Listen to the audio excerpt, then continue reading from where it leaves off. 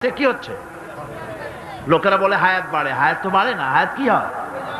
জন্মের পরের থেকে আমার জন্য রিজার্ভ আছে যতটুকু, 50 বছর বাঁচবো, 60 বছর বাঁচবো, যতটুকু হায়াত আমার জন্য নির্ধারিত করা আছে, নির্ধারণ করা আছে, প্রতিদিন একদিন একদিন করে কমে যেতেছে।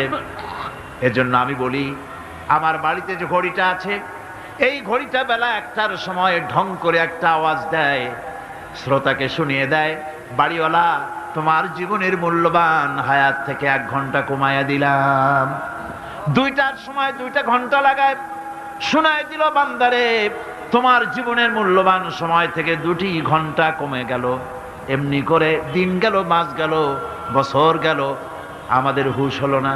সময় চলে গেল তাস খেলে খেলে, সময় চলে গেল আমাদের খেলাধুলা করে, শয়তানি বদমাশি করে। সময় কতটুকুন পেলাম? কিয়ামতে